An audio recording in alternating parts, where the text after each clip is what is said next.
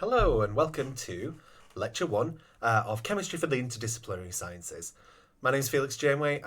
Today we're going to go through a little bit of quantum mechanics, which I realise is a lot for the first lecture. But don't worry, as usual, we're just going to look at the learning objectives and make sure that we meet those. So there's going to be more information than you really need in this lecture, but I think it's useful information to help you contextualise what comes up. So please don't worry if you don't understand all of it, that's absolutely fine.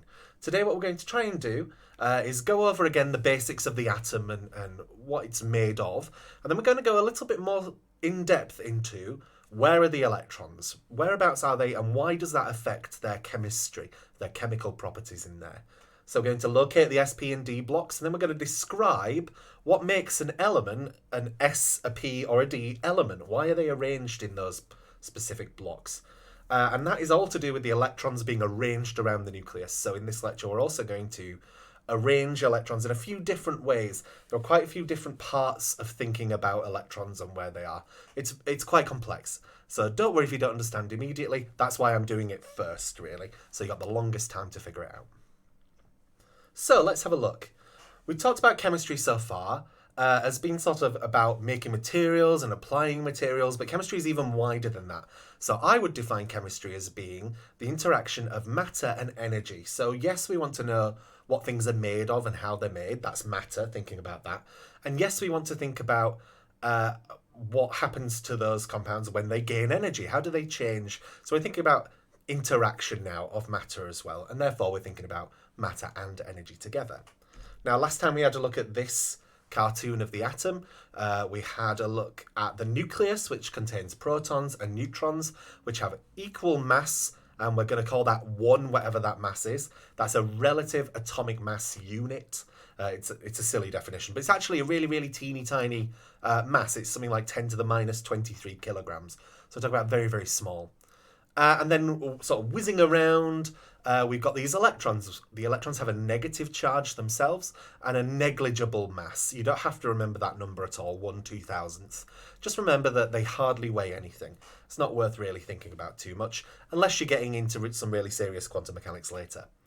The last thing to just point out yet again is that the protons are positively charged. They attract the negatively charged electrons. And so in an atom, you tend to have as many protons as you will electrons there, or at least in an elemental atom. We're going to talk about that a little bit later in the next lecture. Finally, we have neutrons in the nucleus. Their job is to basically hold all those positive protons together that want to just repel away from each other. So they're the sort of the glue there that holds together the nucleus. And in the next lecture, we're going to have a look at what that means. How can that change, and what do the neutrons, what's their role in the atom itself? But today what we care about is the electrons. So here's a much more reasonable representation of an atom. And by that, what I really mean is, imagine that here in my hand I hold the nucleus of an atom. So I don't know if you can see how small that is.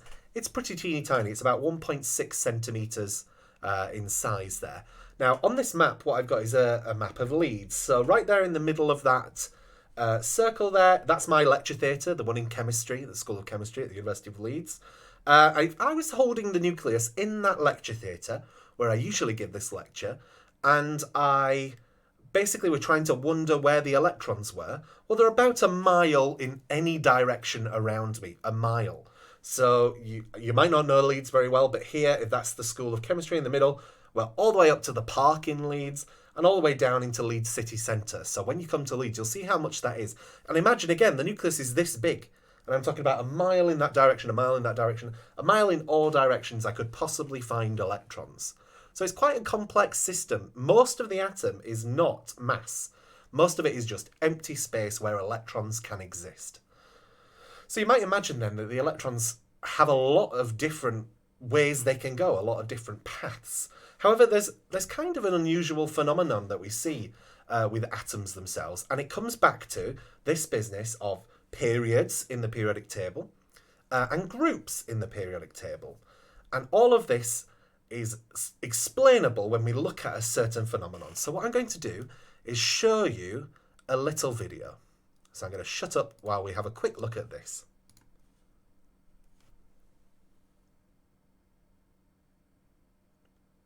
So here we've got some beakers with methanol in, which is what's burning at the moment, that nice blue colour, but also some metals in there, some different elements. Now, those elements you can see are causing the flames to change colour slightly. Especially in the middle, you can see that lovely green flame. So what does that really mean? Look at that red flame there. So this is suggesting that atoms themselves have some property that makes them give out only one colour of light. That's very odd. Now, you might have seen this one, sodium, if you're as bad at me as boiling potatoes. When the water goes over the edge and goes into the flame, it makes that really obvious yellow colour. It's not like orange like a match head, it's yellow like sodium. So there we can see all those different colours, and these come from the different elements themselves. You saw the green there was boron. So what does that really mean for us is a question. All of this comes down to the electromagnetic spectrum. So the electromagnetic spectrum is light, basically. So we have really long wavelengths of light there down at the bottom. These are things like radio waves, FM, television waves, microwaves, things like that. Those are photons of light, essentially, travelling with a very long, what we call a wavelength. That just means the physical distance they travel before completing a wave, and we'll have a look at what that is in a second. You can see as we go further up here, we get from microwaves to infrared, and then after infrared, that's when the visible light spectrum comes in. So this is the area of wavelengths of light that exist that we interpret with our eyes as different colours. So in the lower energy side of it, the red colours there, the waves are longer than as we go up to the higher end of that visible light spectrum there. And that is the high energy part, the violet, before it goes to ultraviolet. So all really is happening is light travels in these waves, and the physical distance it takes them to complete one wave is changing essentially the way we interpret it. But another way to think about it is expressing the energy that the photon has itself. So the more energy a photon has, the more it oscillates, and therefore as it travels, the shorter its wavelength is. So imagine I've got a very low energy photon travelling at the same distance as a very high energy photon. The distance my finger travelled was hopefully roughly the same, about the same speed. However, the oscillation increased, and therefore the wavelength decreased. It got smaller. I completed a wave quicker. So you can see that we've got on the low end of the spectrum infrared, and then on the high end of the spectrum, after the visible light, we've got ultraviolet. That's the damaging light that comes from the sun that causes skin tans and so on, but also can cause issues in the DNA itself that can lead to skin conditions. And so you can see that the energy that a photon can have really drastically changes its properties. And once you get really high energy photons, you can get X-rays. They can just travel straight through the materials. So the wavelength of light is telling us something about the nature of the energy that photon has. Now, there are some things about then the waves that we've just learned. We've learnt about wavelength, the physical distance that the wave has to travel before it comes back to the same point. So you can see here I've got wavelength going from peak to peak. I've got it going from trough to trough. I've got it sort of halfway to halfway, 0 to 0. All those wavelengths should be exactly the same because that wave is repeating over and over again symmetrically. Then in a wave we have amplitude as well. So how far is that displacement from the center line, if you want, you might even think about that as the path that the photon is traveling there. So does it go up and down like this? Is it really wide? Or is it like that? So we got a few different parts of a wave to consider. But what's going on? Like, how do things travel as a wave? And what's that got to do with those colours that we just saw? Well, if atoms give out specific colours, then that must mean that there is an energetic jump going up and down. When we add the flame, there must be some jump inside the atom that is exactly the same space of energy. It costs exactly the same amount to go up and down, up and down. And we're going to talk about that again in a second. But this tells us something about the electrons themselves. There must be gaps, specific gaps. Now, when I say that, what I mean is, imagine a planet going around a sun. The planet could be at any physical distance, perhaps, from that sun. That's not true for electrons. Electrons have to have very set positions. And that's to do with the fact that electrons, like photons, like light, essentially, travel in waves as well. So we're going to have a quick look at that in a second. But just for now, I want you to have a quick think about that idea that when you set an element on fire, it only gives out one colour. That's really weird. Now, you might be used to that with something like a wine glass, for instance. Now, this is a pint glass, so I don't think it's going to work. But when I do this, you hear that it rings with a certain note, and that's to do with its shape, essentially. But it gives out one pitch. Now, of course, it also gives out some overtones for those of you who do physics, but it gives out just that one pitch. And atoms are sort of doing the same. You set them on fire and they give out one colour of light, one specific wavelength of light. That is telling us something about the nature of the atom. So let's have a quick look then at a wave and what that means. When something travels as a wave, it has very different properties to if it travels as a particle. So let's have a quick look at the difference between waves and particles with a really classic physics experiment called the double slit experiment. Now, you do not have to understand this completely. I'm showing it to you because I think it makes more sense conceptually. So this is a concept called wave-particle duality. Here we have a wall with two separate slits in, and at the moment we have something that's firing particles, little physical balls, if you want, at the screen behind. And you can imagine that over time, essentially what would happen is they go through those slits and they build up along the back wall in a way that suggests that they're sort of they're firing and they're going to sort of build up behind those slits. If instead something was travelling as a wave, then what we see as it goes through those two slits is we get two brand new wave patterns that start to interfere. You see how it goes just up and down before the barrier and then it gets all weird after the barrier? Electrons travel in both ways. They have mass, they physically do have mass, so they're like a particle, but they have an interference pattern that you can see when you do this experiment that suggests also that they travel in waves as well as being particles. And that's the confusion in this lecture, really. So we're going to have a little look at what does an electron look like if it's travelling around an atom in a wave, and what does that have to do with the coloured flames that we saw before. So we've represented so far the atom like this. It's got its nucleus in the middle, it's got that electron going around the outside. But now let's imagine that it's a bit like a wave. We've got that electron there, it's travelling in a straight line, going up and down. What if it was travelling in a circle? Well, it doesn't look like a fried egg. It's going to have the same energy every time it goes round. Again, we're thinking about that pendulum sort of swinging left to right and always ending sort of at the same height. Here, if we had, my nucleus and then, a fried egg shape just changing every time it went round, that electron would have different energy every time it goes round the atom. So in fact, what must happen is the electron follows a single repeatable path that is itself a wave. So what does that look like? That's going to be a really weird thing for us to think about.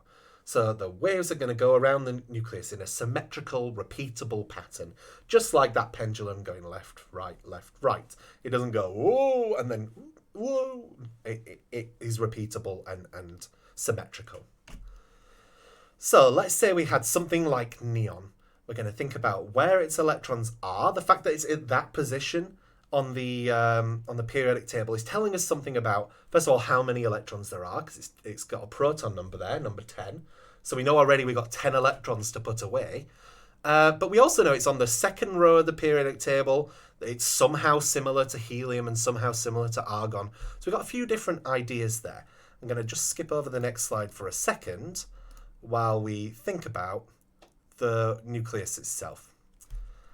So here, what I'm suggesting is the electrons must be different for the first two, and then the next 8 must be different to each other.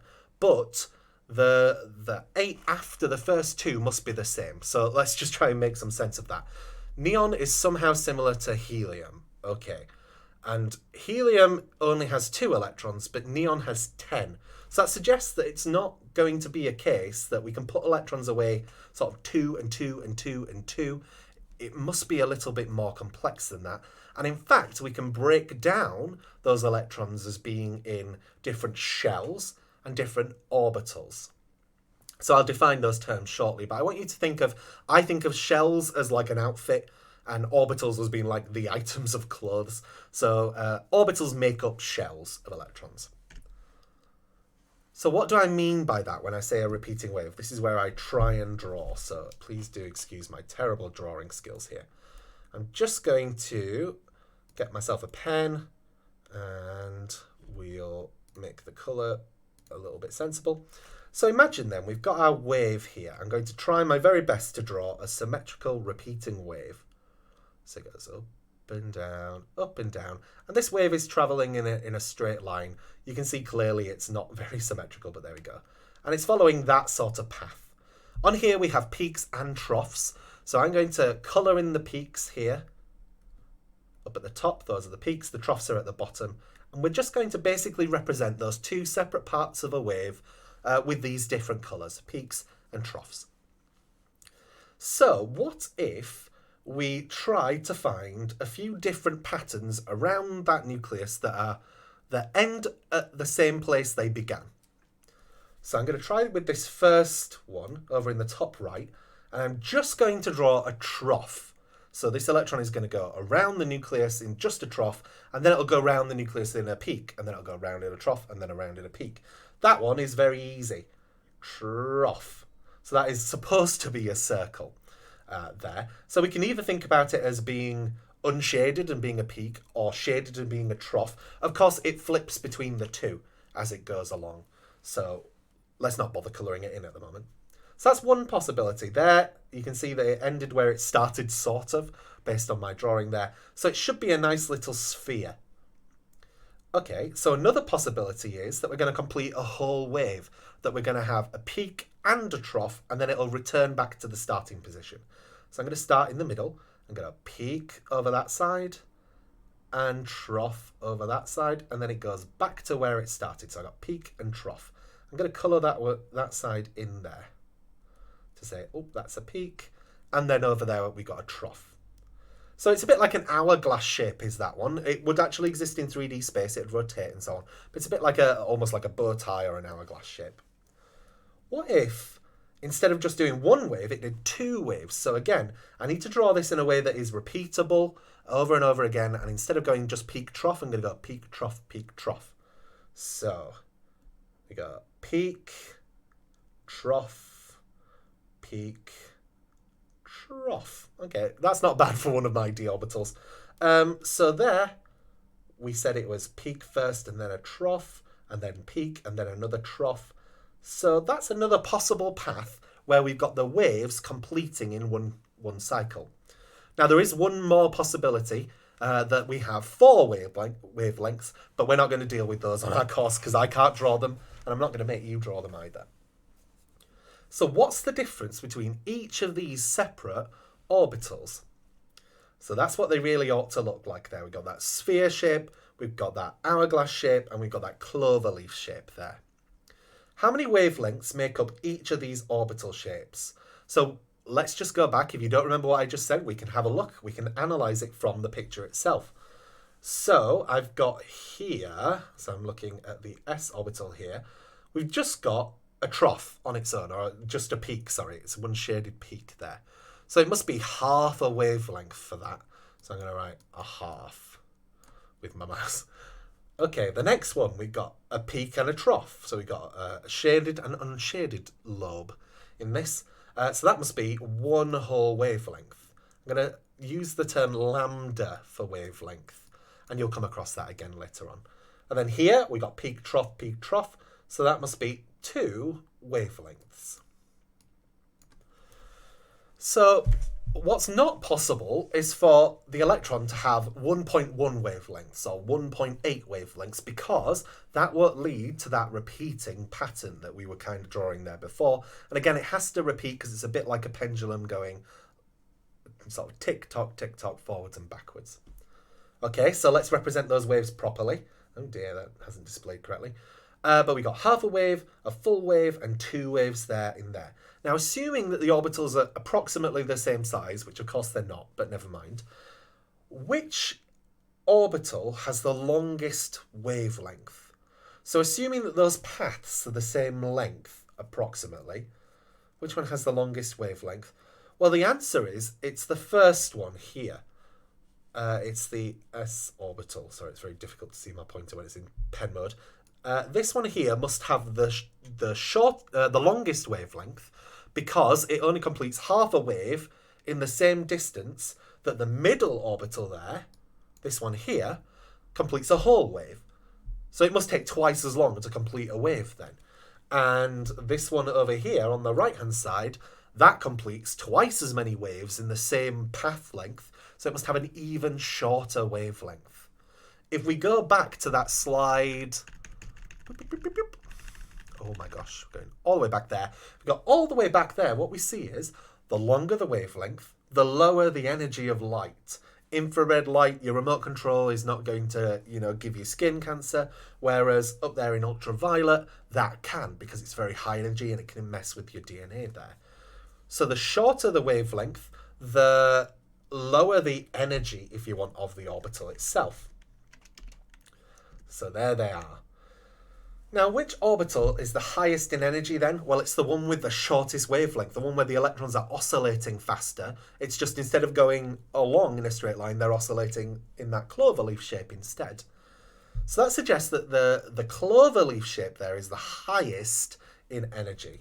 So I'm going to give that one a little tick there to say, oh, it's this one here, is the highest in energy. So finally, we come to what SP and D is all about.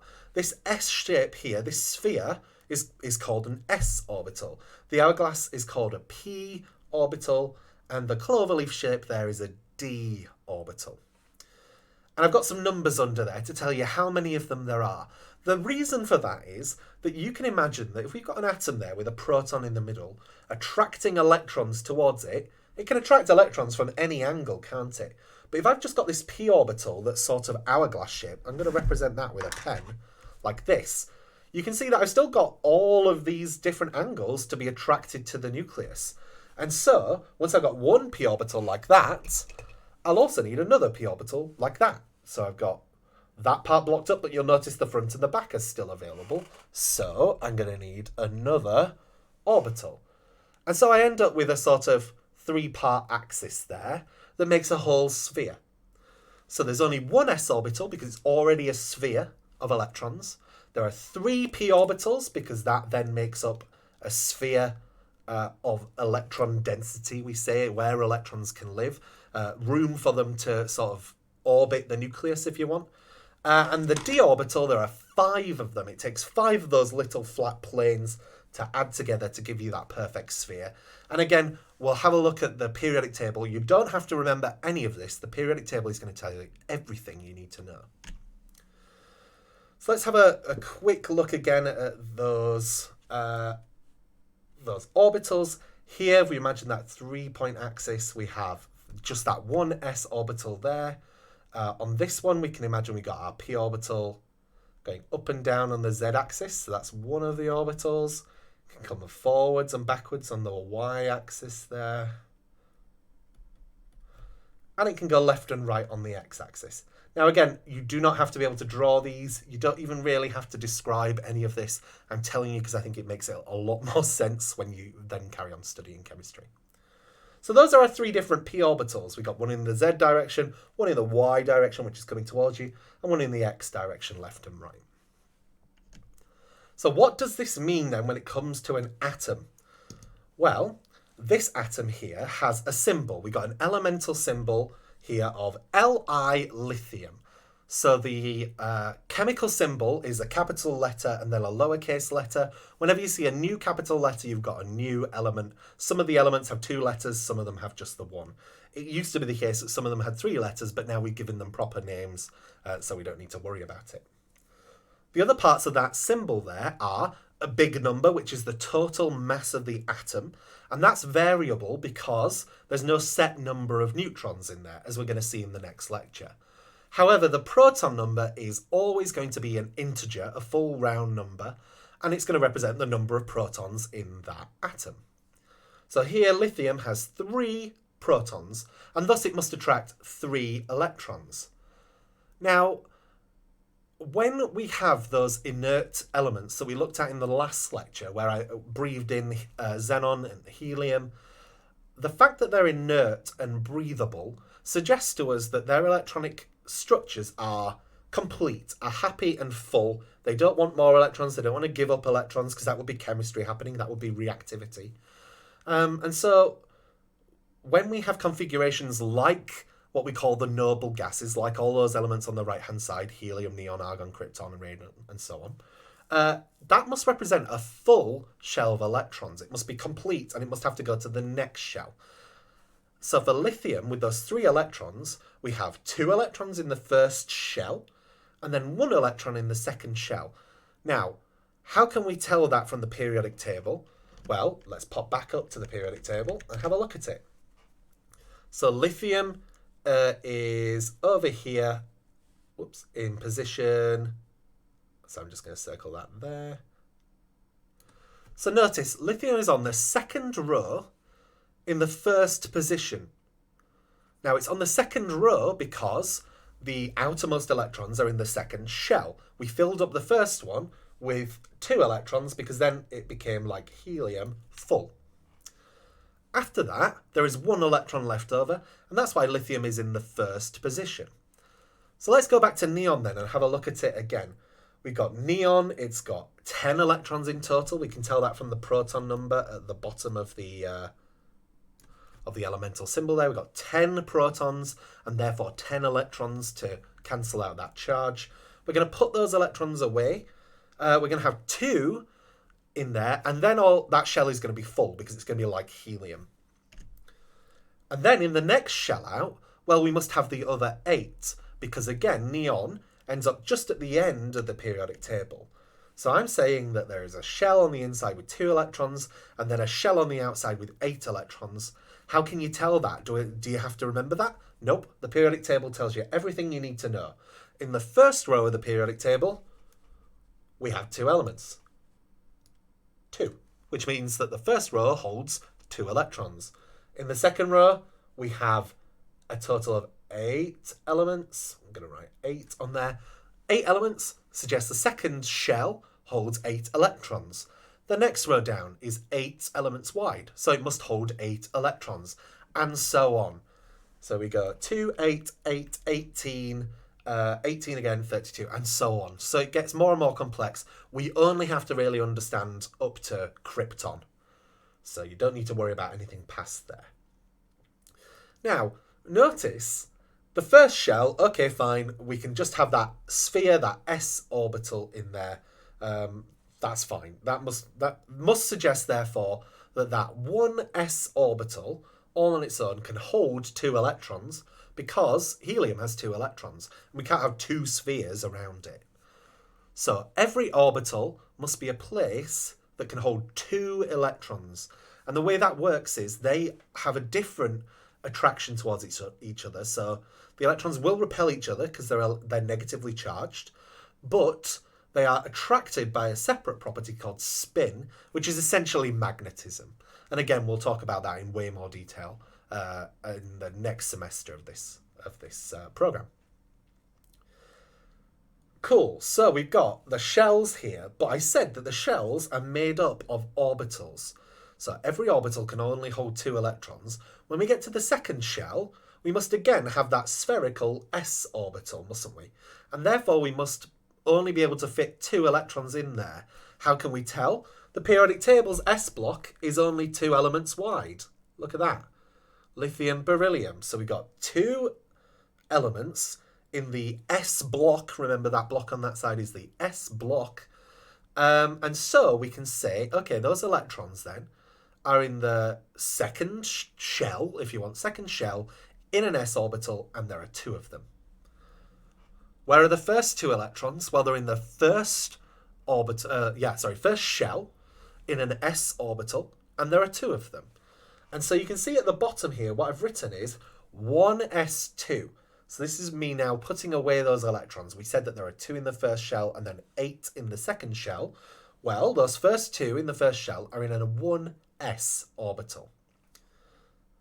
The next shell has 2 electrons in an s orbital. You can tell that from the periodic table. How many in a p orbital? Well, let's have a look. There's the p orbitals. That's the p block, sorry, and therefore these must be in p orbitals. And we've got 1, 2, 3, 4, 5, 6 elements in that width of the periodic table. That tells us that a p block, or the p orbitals, must hold 6 electrons in total. Does that make sense? Yeah, because every orbital holds 2 electrons, and we said there were 3 of them. So it must be then those 3 that we just saw a second ago. So the simple electronic configuration of neon is down here. It's just 2, 8. We're saying 2 electrons in the first shell, 8 electrons in the second shell. And you can basically look at the periodic table and say, yeah, it's in the second row, 8th along. So the fact it's in the second row means that there are 2 shells, and the second shell has 8 electrons in it. Does that work for lithium again? So let's pop back down to lithium. We'll just go up. So we go back to lithium. Okay, lithium is in the second row, first position. So yeah, it should be 2, 1. That makes total sense. And if we were to write the full electronic configuration of that, well, we'd look at our periodic table and we'd say, well, getting to lithium, we've had to go past the 1s2 electrons, so 1s2, and then it's in the s block in the first position, so it's 2s1. Again, we'll go through a couple more examples of that. But let's keep going with the simple electronic configurations. So what element is represented by this diagram below? I'd like you to give it a go in Top Hat, and that is just so that you force yourself to plump for an answer. It doesn't matter if you're right or wrong, really. It's more about making yourself choose. So give that one a go. Feel free to pause if you need to think about it. So I've got 2 electrons in total around this nucleus. Those are the electrons are the little green blobs there. So the fact I've got 2 of them suggests to me that I must therefore have an element with a proton number of 2. That's helium. So helium is correct there. Let's have another one. Okay, so a few different ways I might go about this. I might count all the electrons in there. That's fair enough. But what I'm noticing is that there are 3 shells, and apologies if you can't see the colours, but it's the separate bits that I sort of put together. So that's shell 1, this is shell 2, and that's shell 3 there. So I've got 3 shells. It must be the 3rd row down, and it seems to be completely full. Well, we've only been offered all the ones at the end anyway. So I think that this must therefore be argon. Can I check my answer? Yeah, I just need to count the electrons. So I've got 2 in the middle, and then another 2 in the next ring. 6 gives us 10, and then another 2 is 12, and another 6 is 18. Great, so 18 there. That suggests that this is argon. Hopefully that's making sense. How about this one? What's this elemental symbol? So again, I'm looking at the shells, and I'm saying, okay, I've got 1 there, 2, 3. So this is an element in the 3rd row. Yeah, third row down, the 3rd period. And the outermost orbital there has just 1 electron. It's a 1s1. So that suggests to me, if I have a quick look at my periodic table, I really ought to have put a periodic table in. Let's have a look at our periodic table here. Nope, over that side. So we've got 3rd row, 1, 2, 3, first position. This must be a sodium atom. Must be a sodium atom. Does that make sense? What's the proton number of sodium? It's 11. How many electrons have I got there? 2 in the first shell. 8 in the next shell gives me 10. And 1 more is 11. Yeah, this is sodium then. So hopefully that makes some sense. We've got a little bit of a shortcut then here to write the simple electronic configuration. We have a look at the number of shells. That tells us what period of the periodic table we're looking at. And then we have a look at the number of electrons in the valence shell. So sorry, I'll move out of the way there. I'll just disappear for a second. The number of electrons in the valence shell. The valence shell is the outermost shell. Tells us what group it belongs to. So when I say group, I mean which column there. So those are what we call the simple electronic configurations. Now let's go back to those more complex ones. We essentially pick an element. So let's pick one. I'm going to pick a difficult one here. I'm going to pick copper, I think. Yes, let's pick copper. So we're going to copper. Now, again, we could use this simple configuration. So it's on 1, 2, 3, 4. It's on the 4th shell. So I can just write all the elements I walk past. So on the first row, there are 2 elements. On the next row, there are 8. On the next row, there are 8. So far I've got 18 electrons down, 2, 8, 8. Now, copper, how far along is it? 1, 2, 3, 4, 5, 6, 7, 8, 9, 10, 11. Okay, so it must be 2, 8, 8, 11. Now, what if I wanted to be even more specific about the electronic configuration? Because notice, copper's in the d block. That suggests to us that we must have electrons in a d orbital there. So, I first of all go past the 1s orbital. And I'm going to write it. Oh, I really could do with more space here. I'll write it here. Is that going to work? No, because it's going to... Oh, yes, it is. 1s2.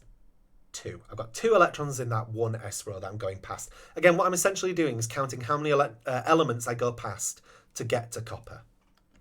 In the next row, 2s. I've got 2 of them. It's 2s because it's in the second period and there are 2 elements in that block. Then I go past the 2p. So now I'm in the second period in the p block and there are 6 elements that I've gone past. 3s2, yes, that's fine. 3p6, okay, 3p6. 4s2, yeah, that makes perfect sense. Now, here's where we get to a really annoying thing. The d orbital, having so many twists and turns on it, actually costs a little bit more energy than the 4s orbital to fill up. So the 4s fills up first. This is why it goes 2, 8, 8, 18, and not 2, 8, 18, 32, as you might think. You would think it's going to go up like that, but in fact, the 4s fills first. So unfortunately, this block is actually the 3D, and that is something that you're going to have to learn. That is the 3D, but it's still the 4s on that side, it's still the 4p on the other, it's just that the 4s fills before the 3D. And so again, I'd go along and say, okay, in the 3D level, so I had 2 electrons in the 4s, 3D, I have 9, don't I? Because the first 2 there are s orbitals. Now I've got 1, 2, 3, 4, 5, 6, 7, 8, 9. So this must be a 3D 9 configuration. Okay. I think that is probably enough for us for today. But let's just quickly have a glance through sodium and make sure that makes sense to us. So we've got 1s2, we've got 11 electrons to put away. Sodium is in the first position on the 3rd period, so it must go 2, 8, 1. And then we look a little bit closer at the periodic table, we'll find that it's 1s2, then 2s2, 2p6, 3s1, the first position of the 3s orbital. And that's how you can cheat, really. You essentially say, well, where is it on the periodic table? It's on the 3rd row in the S block in the first position. That's going to be the end of your electronic configuration. And then essentially you just fill out everything in front of it. So that is where our electrons are. They're in all of those different orbitals which have specific energies. Let's now quickly think about what that means when it comes to the actual orbitals. In fact, no, let's stop there. So I'm going to let you think about chlorine there on its own. I'm going to let you think about that one. And I also like you to think about that one, which is the correct electronic configuration for titanium. And we'll carry this on in the next video. Thanks, everyone.